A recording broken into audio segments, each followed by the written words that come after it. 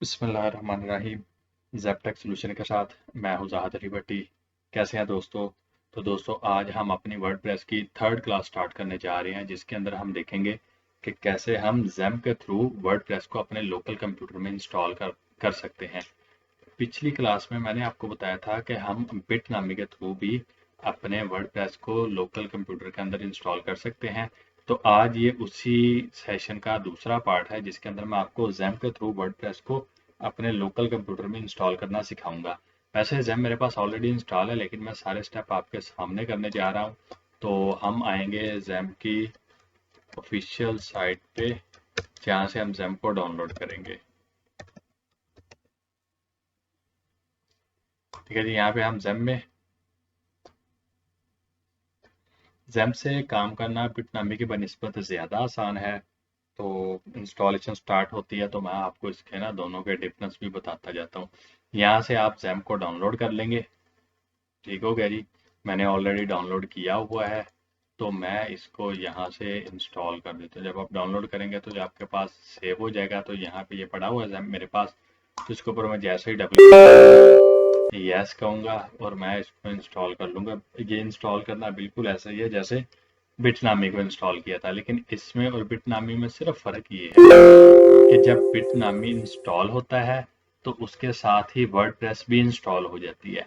इसमें जब हम ज़ैम्प को इंस्टॉल करते हैं तो वर्डप्रेस साथ इंस्टॉल नहीं होती। वर्डप्रेस को हम अलहदा से ज़ैम्प के अंदर इंस्टॉल करते हैं। तो मैं आपको वो सारे स्टेप करके दिखाऊंगा। फर्स्ट ऑफ ऑल हम अपने ज़ैम्प को इंस्टॉल करेंगे। मैं इसको नेक्स्ट करता हूँ, मुझे ये वाली सारी सर्विसेज चाहिए। मैं देन इसको अगेन नेक्स्ट कर दूंगा। ज़ैम्प कहता है आपके पास सी में इंस्टॉल होगा, सी में मेरे पास ऑलरेडी इंस्टॉल है, तो मैं इसको इंस्टॉल कर लेता हूँ। आप चाहें तो इसको डी में भी इंस्टॉल कर सकते हैं। डी के अंदर मैं ज़ैम्प ही लिख देता हूँ इसका नाम, और यहाँ पर मैं इसको सिलेक्ट फोल्डर करके नेक्स्ट कर देता हूँ। तो ये हमारे पास ज़ैम्प इंस्टॉल होना शुरू हो जाएगा। ठीक है जी, ये हमारे पास ज़ैम्प इंस्टॉल हो रहा है। तो मैं आपको बताता हूँ कि जब हम बिटनम इंस्टॉल करते हैं तो वर्डप्रेस जो है वो साथ इंस्टॉल हो जाती है, लेकिन ज़ैम्प में हमें वर्डप्रेस अलग से इंस्टॉल करनी पड़ती है। तो जैसा कि मैं कह रहा हूँ कि वर्डप्रेस अलग से इंस्टॉल करनी पड़ती है, तो इट्स मीन हमें वर्डप्रेस भी डाउनलोड करनी पड़ेगी।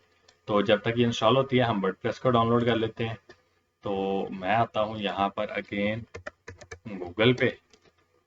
तो यहाँ पे हम लिखेंगे WordPress dot O R G, क्योंकि हम WordPress dot O R G पे काम कर रहे हैं। तो ये देखेंगे सेकंड लिंक जो है वो हमें मिल रहा है, जिसके अंदर वो बताता है कि आप वर्डप्रेस को डाउनलोड कर सकते हैं। तो मैं सेकंड लिंक पे क्लिक करता हूँ तो हम यहाँ पर आ जाएंगे इस पेज पे।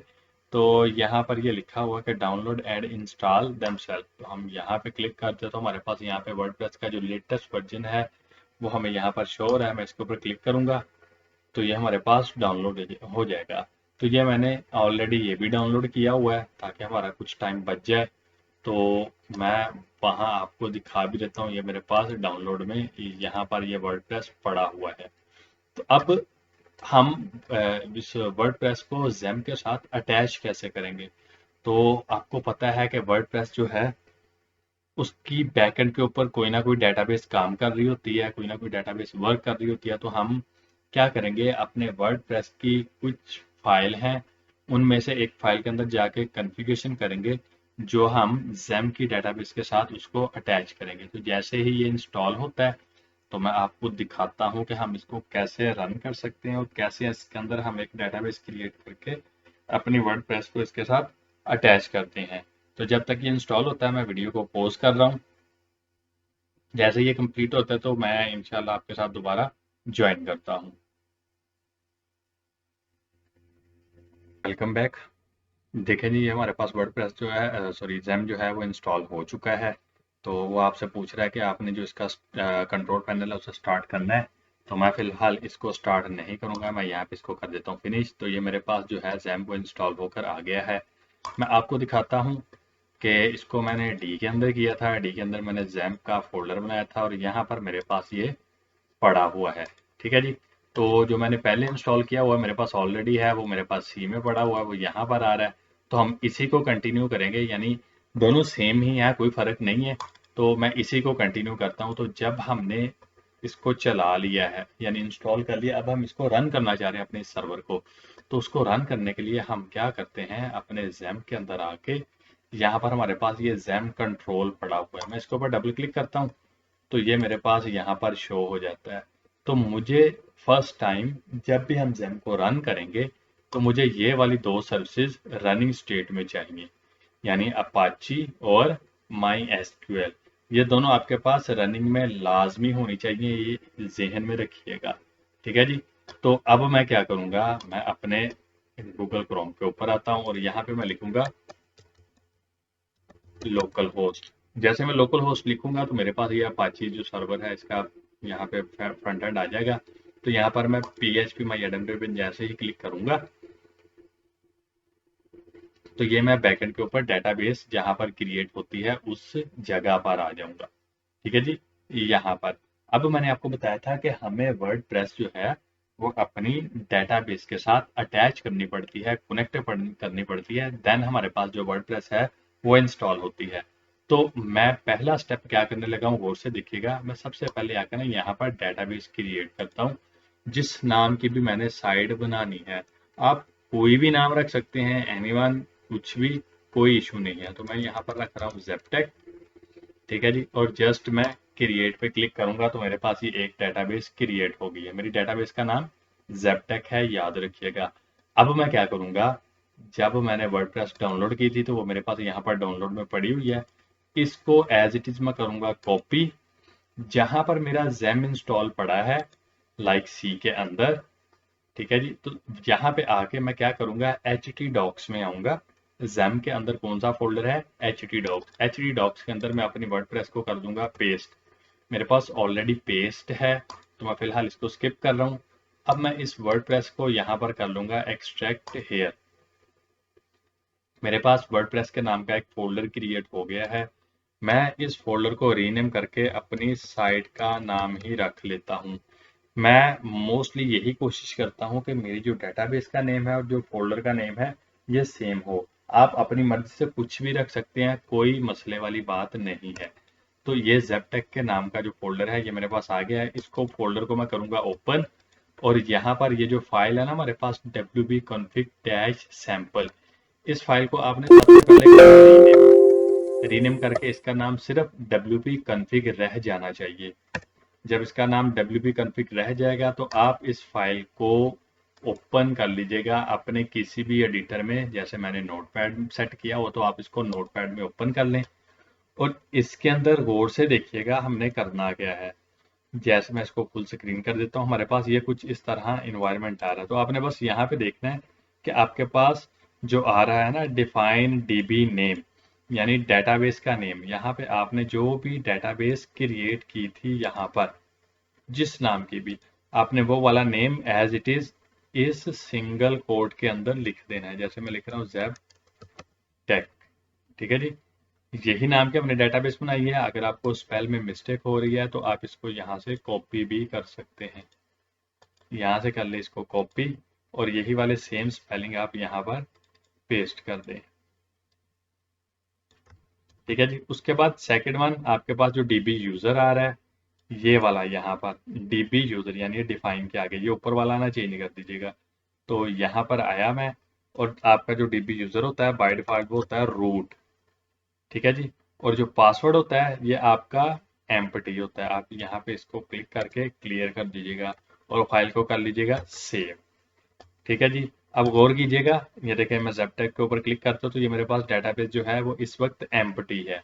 और मैंने वर्डप्रेस की कॉन्फ़िगरेशन, वर्डप्रेस के अंदर जो wp config फाइल है उसके अंदर मैंने कॉन्फ़िगरेशन कर दी है।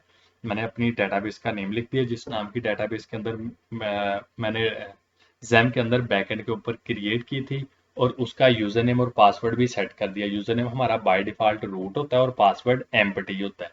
अब मैं अपनी इस वर्डप्रेस की जो साइट है जो मैंने ज़ेपटेक के नाम से बनाई है उसको एक्सेस करने की कोशिश करता हूँ।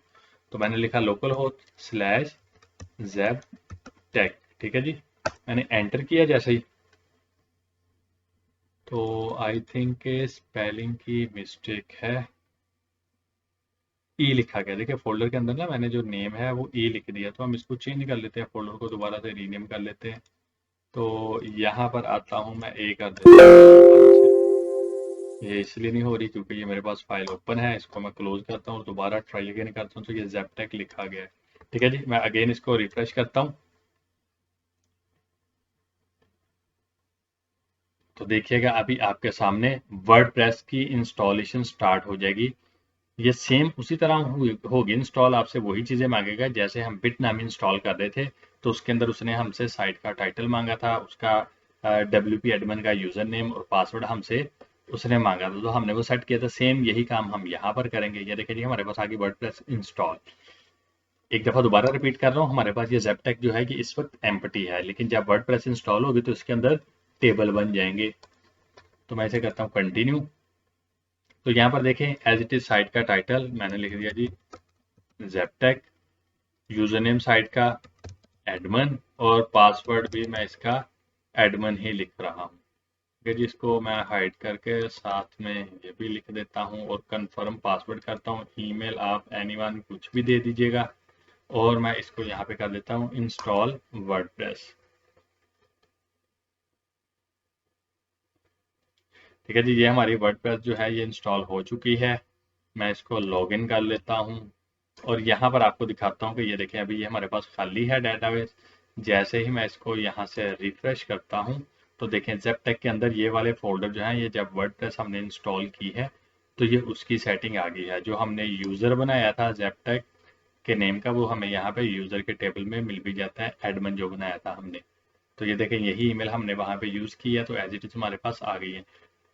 ये सारी चीज़ें आपको बाय डिफ़ॉल्ट मिलती हैं। यहाँ पर आता हूँ मैं आपको दिखाता हूँ कि यहाँ पे आके हम अपना यूज़र नेम लिखेंगे एडमिन और पासवर्ड लिखेंगे।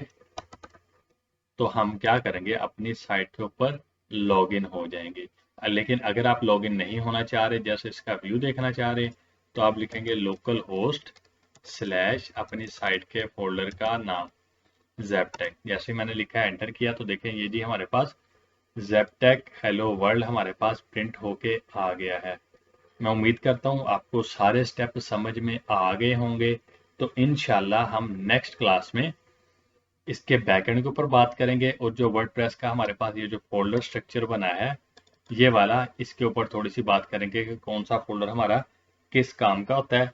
सेम एज इट इज ये फोल्डर स्ट्रक्चर हमारे पास बिटनामी में भी बनता है और उसमें भी इसके सेम ही फंक्शन होंगे जो वर्डप्रेस के अंदर जैम के हैं, यानी जैम के अंदर सॉरी वर्डप्रेस की ये जो फोल्डर है इसके हैं। तो सिर्फ फर्क ये है बिटनामी में और जैम में, अगर आप एक और साइट क्रिएट करना चाहते हैं तो आपको बिटनामी दोबारा से इंस्टॉल करना पड़ता है। फिर आप अगर थर्ड साइट इंस्टॉल करना चाह रहे हैं तो आपको तीसरी दफ़ा बिटनामी इंस्टॉल करना पड़ता है। जबकि जैम में ऐसा नहीं है, जैम आपका एक ही दफ़ा इंस्टॉल होता है। अब सिर्फ बैकएंड के ऊपर डेटाबेस क्रिएट होती है। आप दोबारा से अगर इसके अंदर एक और फाइल बनाना चाह रहे हैं, आप इसी फोल्डर को दोबारा से एक्सट्रैक्ट हेयर करेंगे, इसका नाम चेंज करेंगे, इसके अंदर WP कॉन्फ़िग फाइल के अंदर सेम वही डेटाबेस का नेम रख देंगे जो आपने बैकएंड के ऊपर जैम के अंदर डेटाबेस क्रिएट की है, तो आपकी वर्डप्रेस इंस्टॉल हो जाएगी। इट्स मीन जैम के अंदर हमें बार बार इंस्टॉलेशन नहीं करनी पड़ती। तो यही इसका ज़्यादा अच्छा एडवांटेज है। मैं तो जैम के ऊपर ही काम करता हूँ, वर्डप्रेस के ऊपर मैं काम नहीं, सॉरी बिटनामी के ऊपर मैं काम नहीं करता। मैं मोस्टली लोकल होस्ट के ऊपर वर्डप्रेस जो है वो जैम के थ्रू ही यूज़ करता हूँ। उम्मीद करता हूँ आपको सारी चीज़ें समझ आ गई होंगी। तो इंशाल्लाह नेक्स्ट क्लास में हम बकायदा इसके फोल्डर स्ट्रक्चर के ऊपर बात करेंगे और बैकएंड के ऊपर आपको डैशबोर्ड का ओवरव्यू भी दूंगा। दुआओं में याद रखिएगा, वीडियो को लाइक कीजिएगा, शेयर कीजिएगा। अल्लाह हाफिज़।